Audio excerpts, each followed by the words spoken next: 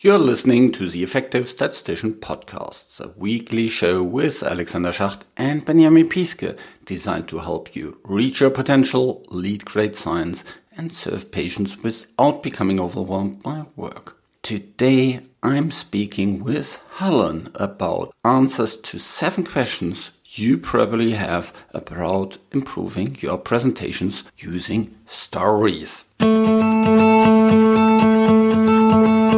Today I'm talking with Helen Packham.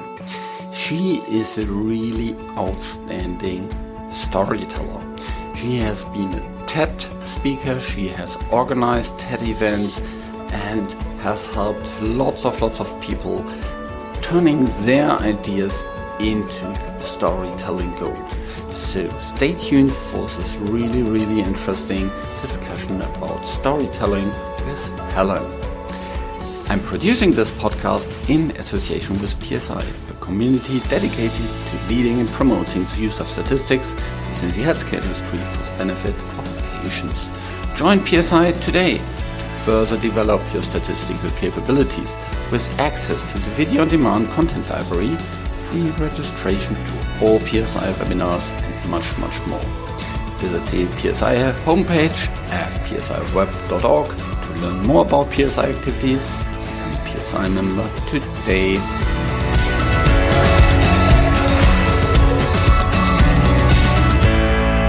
Welcome to another episode of The Effective Statistician. I'm really happy to talk again with Helen. How are you doing? Hi, I'm very well, thank you. How are you? Very good. It's a bright, sunny day here, and it's a great time to talk about one of my favorite things to talk about, how to, present effectively, how to communicate effectively using stories. But before we go into these topics, maybe Helen, you can expand a little bit on your career and what has led you to really dive deep into this topic. Yeah, sure. So I always wanted to be an actress as a child, and I had my sights set on theatre school and all of that sort of stuff. And I took a year out before going to university, and I got a job at Virgin Atlantic Airways. And there I saw a learning and development and coaching department. I'd never heard anything about it before. And Richard Branson was really championing that sort of approach at the time. And I fell in love with the thought of being able to help people. And what I realized is you could stand up in front of a group of people and kind of felt like acting. So I decided to go into my career early on at the age of 19. So I got a job within learning and development, and I started training and coaching call center staff. And then I moved on to leaders as my career progressed. So I moved into financial services organizations, and I started to really hone my skill within leadership development. And what I found was people were naturally coming to me with areas that they were having difficulty with communication. So within financial services, there's a lot of analytical type roles where people are analytical leaders, not necessarily people-focused leaders. It's just generalization, but that was the theme that was coming out from my work with leaders at that time. And so there was a necessity for me to help in those areas. So things like being able to present to a room confidently, being able to communicate very dry and complex data and information in a way that was not entirely dull and boring, and also understandable to people that weren't necessarily in that technical niche. And I was working with mainly more introverted leaders who found it difficult to do these, more difficult. It didn't come as naturally to do these things. So I started to do research into the areas of communication. I was doing lots of leadership development qualifications and all of those sorts of things. And I specialized in business psychology, but communication was really the thing that interested me. And along the way, I think I read a book, I can't remember what book it was, about storytelling. And because in my psychology studies, I had really focused in on evolutionary psychology, it really stuck with me. I was really fascinated by it, in the fact that as human beings, we are wired for storytelling. And because it's part of our genetic makeup through the millennia that we have survived through very difficult conditions, storytelling was the thing that enabled to help us survive, because it created meaning in our lives, and it lifted our cognitive functions above, the basic survival instincts. And so we all have that ability. And when I discovered this, I thought, wow, well, anybody can use that then. And so I started to help these leaders communicate in meetings, presentations, pitches, away days, whatever it might be, using tools like storytelling. And there's lots of other tools as well, but this was the main one, because what I found was it was something that anybody could pick up and anybody could use, and it would make things infinitely more interesting to hear, and also they would be more confident in delivering it. So I did all of that, and then I left the corporate world after having my first child, and this really came into my own personal story, because I lost my confidence completely, and I hid for a very long time. I became very socially anxious, and I didn't speak to anybody. And I thought that I wasn't able to help anybody in this way again. It just wasn't possible for me. But after a lot of work, I managed to come out the other side, and I really stepped into this in running my own business. So now this is what I focus on.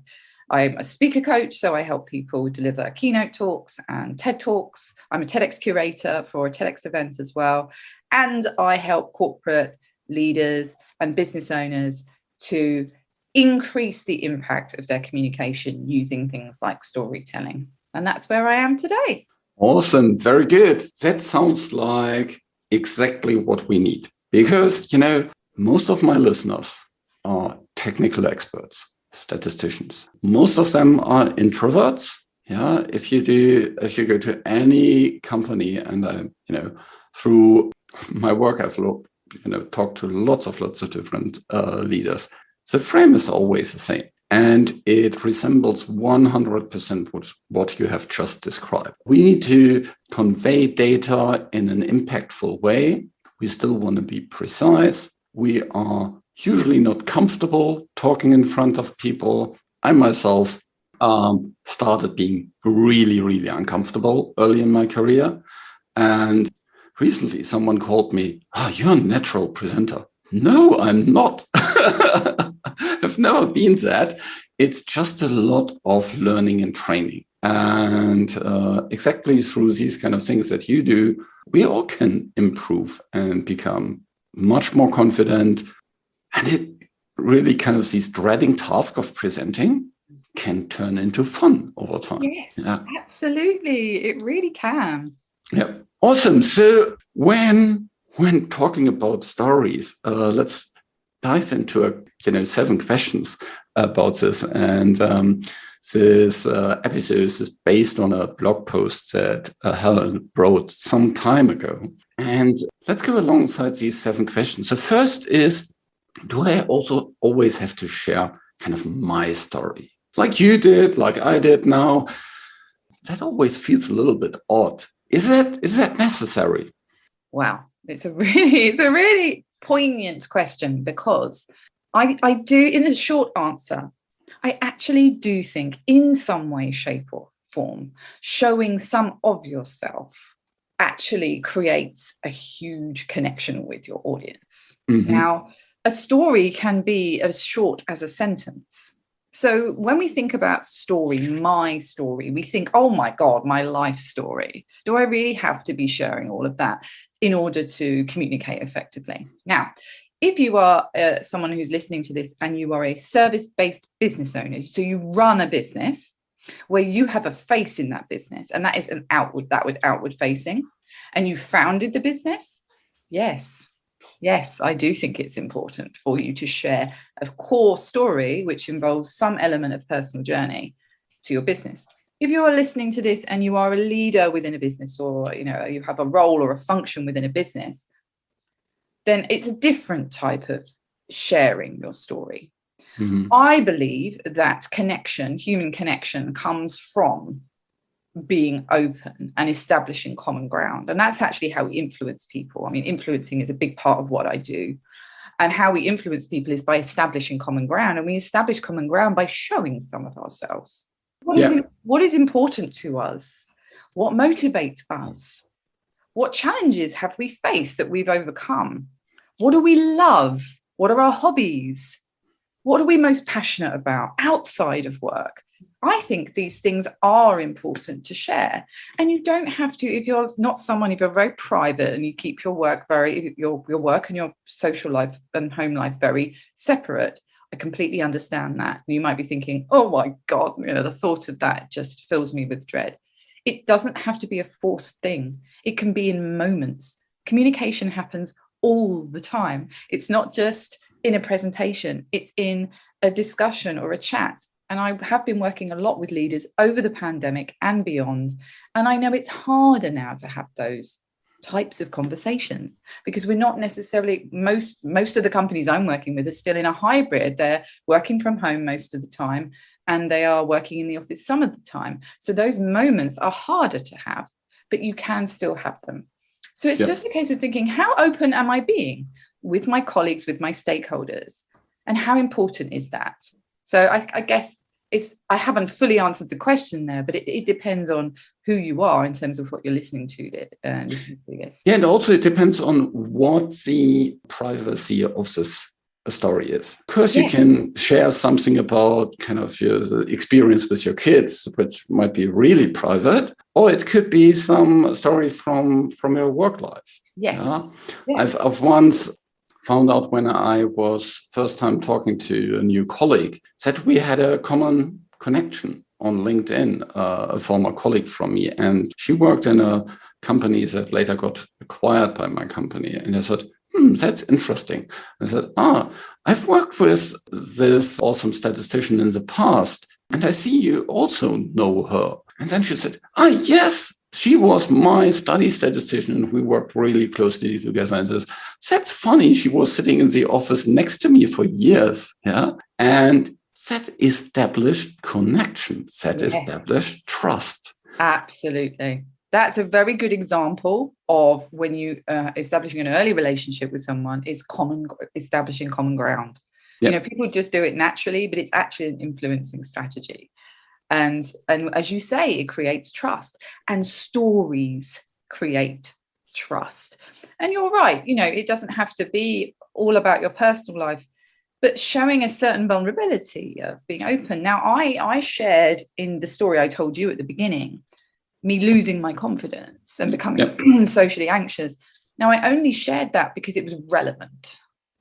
It was relevant to the story. I didn't share it to get sympathy, or I didn't share it just because. I shared it because it was relevant to the story. And I think that's another thing. When we tell stories in the workplace, what we're sharing, it has to have a point to it. It has to have a message and a purpose to it. And then it can actually feel more comfortable to share because you know why you're doing it. You're not just doing it for the sake of it. Yeah, it's the same for me. When I said, when I started, I felt anxious. That's because I know so many other people out there feel that way, and they kind of believe it will always stay that well. Absolutely. But it doesn't need to be. Yeah. And that's the story. And that's why it's important to be vulnerable and to show that, don't compare your now with someone else that has kind of 15, 20 years more experience and training. Yeah. That's just an unfair comparison. Talking about story so much, what is actually the definition of a story? That's question number 2, by the way. Yeah. So as I mentioned, a lot of people think a story is, a life story or a magical fairy tale or something else. And actually, that is where stories originated from. We would go back to our early communications. We started communicating by writing on caves, pictures on caves of stories. And then when we developed language, stories helped us make meaning, of spirits and legends and religion, the early forms of religion, to try and understand what this was, this world we were living in, and the orange ball in the sky and the moon and all of those sorts of things. So a story actually is a way of delivering a message. And it can be a very, very short sentence. It could be a half an hour keynote talk. It can be a quote. Yep. It can be an analogy or a metaphor. It can be a case study. So giving an example, if you've delivered a project and you want to give a case study, it could be a case study of what's happened, of what challenges you faced. It can also be a journey. This is where I started. This was the challenge that was put in our way. This is how we overcame it. And this is what we've learned. The hero story. The hero story. The hero story, which is the most famous, most well-used storytelling structure, which is a very effective storytelling structure. It was the structure I used for my own TEDx talk, and blockbuster films use this structure over and over and over again, and it's very effective to use in presentations and meetings. There can be an element of personal sharing in terms of the challenge that was faced, or the obstacles that you came across. But ultimately, you're sharing a journey. You're sharing a journey of this is where we started, this is what happened, and this is what we learned, because that's the most important thing about that type of story. It's what have you learned as a result, and how can that help other people? Yeah. There's various different types of journey story, but it can be, as I say, as simple as a quote or someone else's story, or a fable, or it can be absolutely anything, but it doesn't have to be a lengthy tale. Yeah, it can be even something like a made-up story. Yeah, hypothetical. Hypothetical things that I often kind of start such stories with. Imagine you would be. Imagine this would happen. Yes, yeah? That's very powerful. And then you draw a picture in the mind of the people that pulls them in, and you can add all kind of different emotions to it.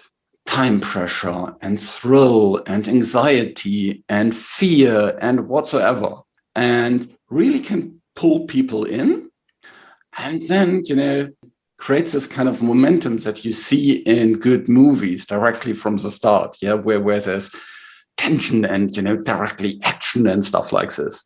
And then you can, bring in the solutions, the alternatives, and build your story from that. It's the same when we present, data. There's a problem, there's a challenge, there are obstacles in terms of the FDA wanted this, or the regulators needed that, or there was this timeline pressure, or there was this quality pressure, or whatsoever. And then we evaluated these and these options. We tried to that, run into another roadblock here, and finally we came out this, and these are the results. That's the story. Yeah, and you can drive emotions through these kind of stories. You can. And it's the way it's being told. Even then, the way that you were telling that story, then I was drawn in. I was listening, right? And the story you mentioned before can be called future pacing or visioning, a visioning type story.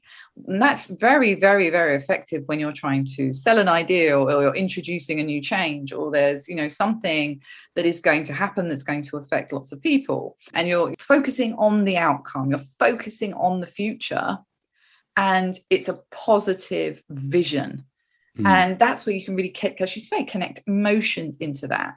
And when people are connecting emotionally to something, they're going to be more bought into it. They're going to be engaged, they're going to be listening, and they're going to find their own meaning with it. What's in it for me, or how am I connected to this? So great examples. Yeah, and through emotions we remember and learn.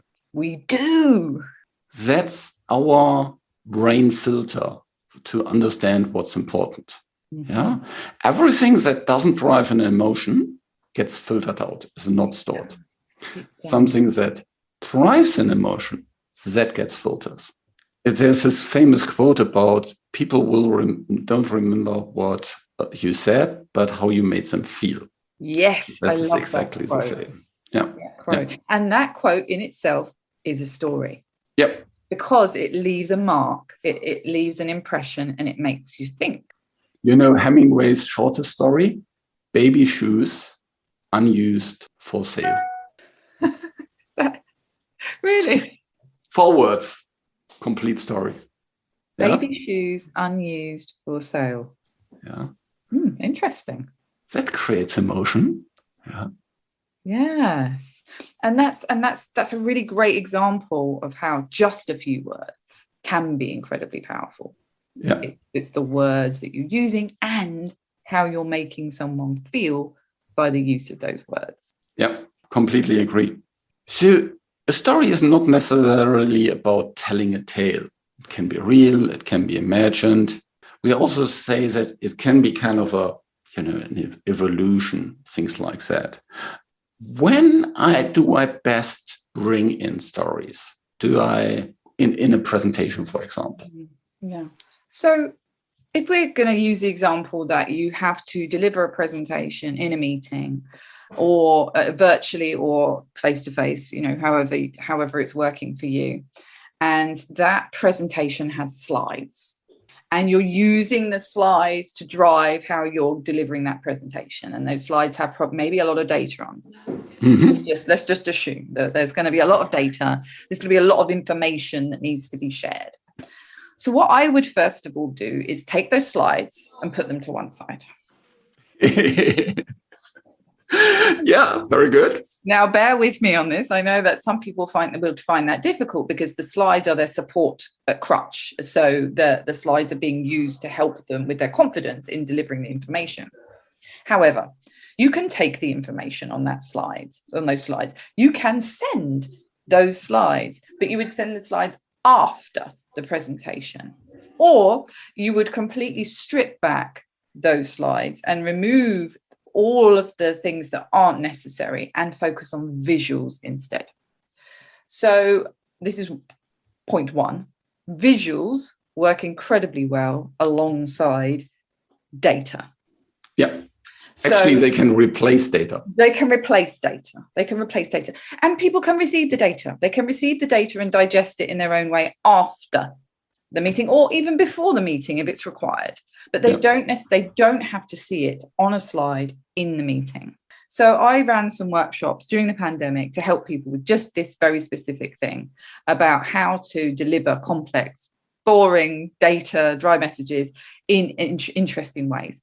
And one part of that workshop was how to anchor a message to a visual. So, for example, one of the teams were having to introduce, a pharmaceutical company, having to introduce a new pharmaceutical product.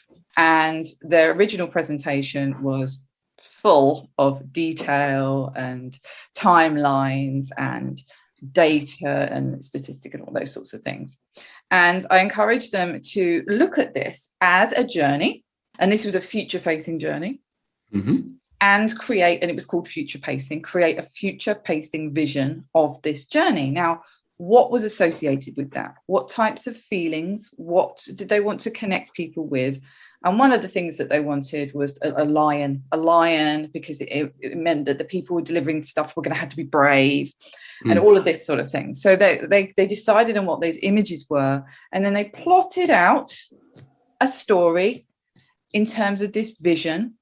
And why was it important? What was it about? How was it going to work? And were there any objections that people might give? And this is the format method, by the way, which is Bernice McCarthy's format method. And I highly recommend people using it as a structure because it really helps answer questions.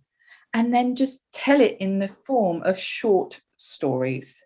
So, this is the vision and this is what it looks like. Why are we doing this? Well, this is why we're doing it. We're linking it into the bigger picture. Why is that important? What does that mean for everybody here? So the data wasn't needed in that presentation. The level of detail, because obviously data is detail, right? And it wasn't required in order for the message to be absorbed, because people are detail orientated and do need data and information in order to trust something, buy into something, say yes to something, feel comfortable with something. But that's not required when you chunk up. Yep. And you communicate the higher level of this message.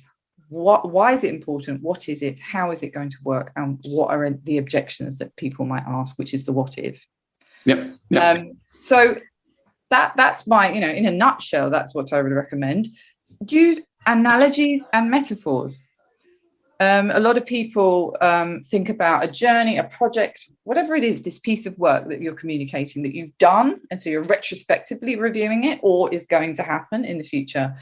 And people use all sorts of analogies, such as, a lot of people tie in with sport in terms of Olympic type of sport, what's happening in terms of the preparation for before the race and leading up to the race and the race itself and the review of the race. Or it could be the 4 seasons of the year and how there's an ebb and flow of a project throughout the 4 seasons, or the points on a compass.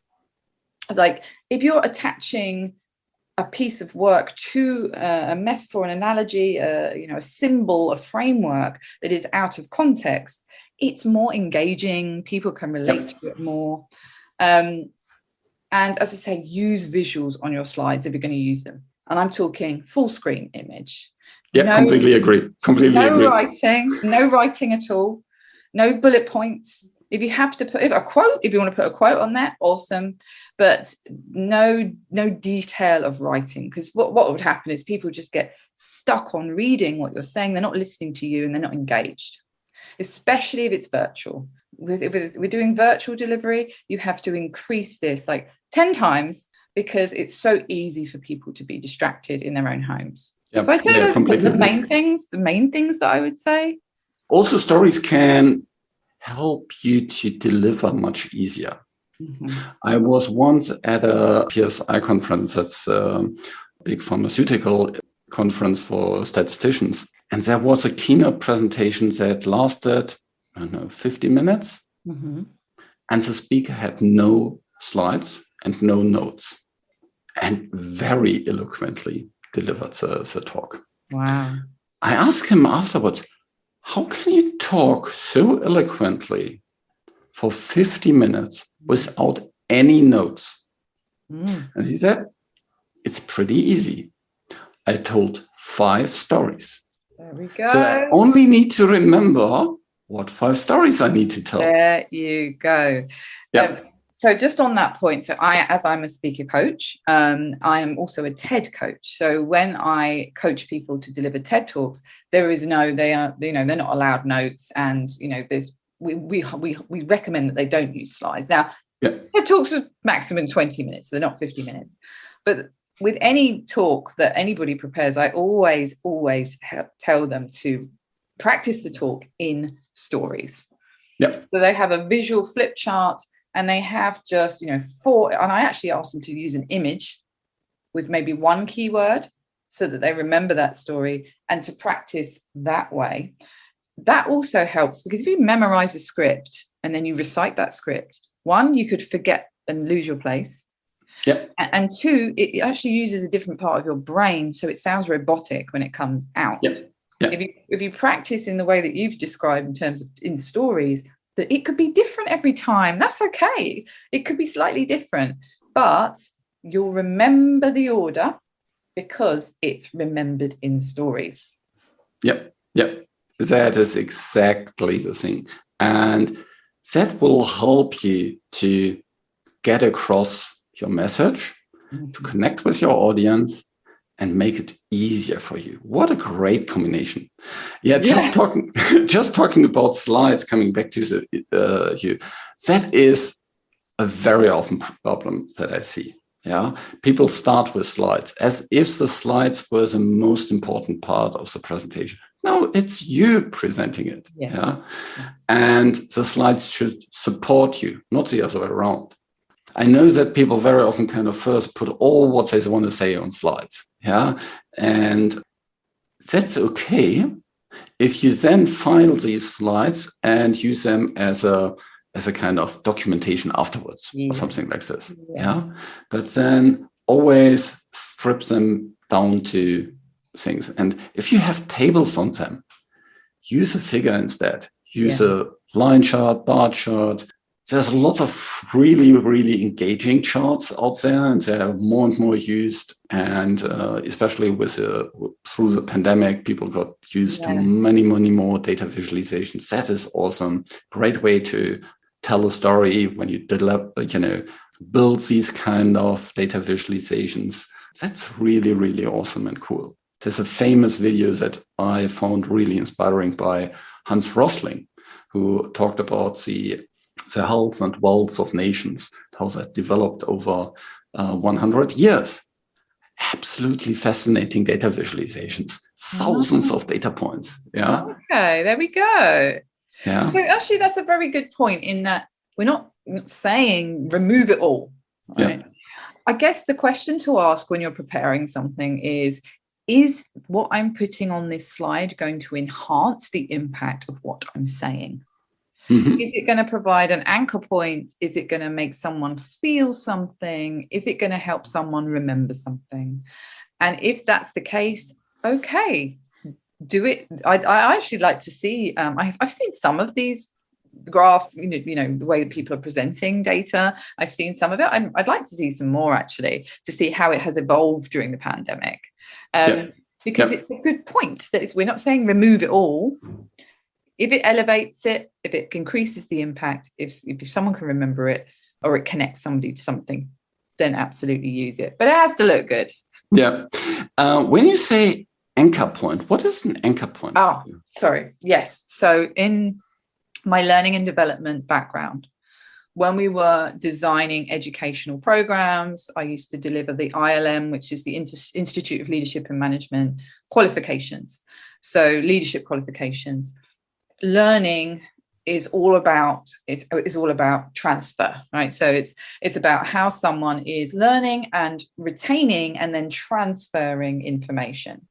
So when you're delivering learning, there are anchor points in the learning so that what you're saying is absorbed. You want to make sure that what you're saying is absorbed. You might use an analogy or a story, or you might do a training exercise where they actually practice to anchor that learning to them so it can be transferred. Okay. So it's the same with receiving information and communicating. It's about creating, if you're delivering a presentation, you want people to take away 4 key points. You would make sure that you're creating an anchor point around those 4 key points. You might tell a story around one, you might use an analogy or a metaphor around another, maybe a quote for another, and maybe it could be a small discussion if you're in a meeting for another, just as an example, to ensure that those 4 points are really being driven home. Yeah, I've seen that when you actually deliver on stage, that presenters take specific areas on the stage and stand there when they bring home these 4 points. Yes, that's also a really, really great point. So when you're delivering a talk, you block a move on an anchor point. Yeah. So you would go to maybe the right-hand side of the stage to deliver one particular point. You might be moving backwards. And I mean, with TED, you're only in a circle. So when I'm working with people with TED, it's like, okay, you might move to the front of the circle for this particular point and use your hands in this particular way. Then you move to the back and then you move left or right. So yes, absolutely. 100%. That's what happens. Yeah. Now, that's all great. How does that have an impact on my career progression? Or if I'm, maybe owning a small company or running a department, how does that help with my company and my career? Well, if we look at the business owners first, so I do work in 2 quite different markets: the consumer market and the corporate market. And in the consumer market, if you're a business owner and you're showing up and you have to market and you have to generate leads and you have to do all those things, storytelling is incredibly powerful in order to do that, because you can use it in your sales, you can use it in your marketing strategies. And if you're doing all of those things, it's also helping people to connect with you as a person. If you're selling a service, if you're a coach or you're a consultant or something like that, then you're using it to help to connect you. If you're within an organization, whether you are a function leader or you are an employee, whatever it might be, it is really powerful, but you have to tie it in with your own goals, right? Mm-hmm. So in order to be motivated to try it out. So let's say, you have career goals and you have career goals that are in more senior positions than you're in now. Mastering this skill, which you already have inside you because it's part of your DNA. So tapping into this skill is going to enable you to get visible in the right way. Completely agree. Yeah. People are going to notice you because you are communicating really effectively and people notice those types of things. You may be spotted as talent if you are communicating and showing up in this way. And there's, developing a leadership brand is like another topic, but it's part of that. It's about developing a brand for yourself and what you want to be known for. And communicating in this way really gets you noticed. So that's one thing. You may be someone who is shy and unconfident in delivering these things. The thought of it makes you cringe. You can't stand it. You just want to get through it as quickly as possible. Well, it's going to be more enjoyable for you and the people receiving it if you do focus on this, if you do work on this. It's going to be more enjoyable. So as you said at the beginning, you can turn something that feels cringy and difficult into something that's actually enjoyable. And we all want that, right? We all want to enjoy things at work more. So that's another reason why. And I guess there's that sort of in between. If you're just someone who maybe you're happy in your role, you haven't got great ambitions, but you want to expand, you're getting a bit bored, maybe you're feeling a bit restless. This is a great skill to tap into because it can open so many doors, new network connections, opportunities that might come your way just by shifting how you communicate. And you'll find once you start doing this, there'll be loads of other ways and loads of other opportunities that you can utilize to actually do it. Even maybe delivering a talk, for example. Completely agree. I've used storytelling in multiple ways to help with career progression. When you provide a kind of example to your supervisor about something that went well, tell a story. Yeah? Perfect. If you write kind of a dossier for your next promotion, tell stories. Absolutely. If you interview for a new job, tell stories. It's always the same thing. If you want to negotiate, if you want to get something, you need to tell a story. 100%. Absolutely. Yes. I help a lot of people with pitching for things. And of course, again, interviews, presentations, pitches, it's anything where you want an outcome, you want to influence an outcome, right? You want that job, you want the promotion, you want to win that bit of business. Using this is going to be a really, really effective way of doing that. Last question. If now people think, yeah, I really, really want to hone that skill, how can they work together with you? Well, so depending on who you are in terms of whether you run your own business or whether you are within an organization, I offer a number of different things. I do have self-study courses. So for people who maybe run their own business, I have things like virtual training pro courses and virtual speaking, which cover storytelling. But I also offer one-to-one coaching and I deliver workshops on these sorts of things. So I can go into an organization and deliver a virtual impact workshop or a virtual storytelling workshop. And I do this one-to-one as well. Awesome. That is really, really good. I have my own Learn It Yourself space course about presentation and data visualization. But of course, it comes at a very, very, it's just very, very different to one-to-one coaching and things like this. And I also don't do any kind of in-person group coachings, these kind of things.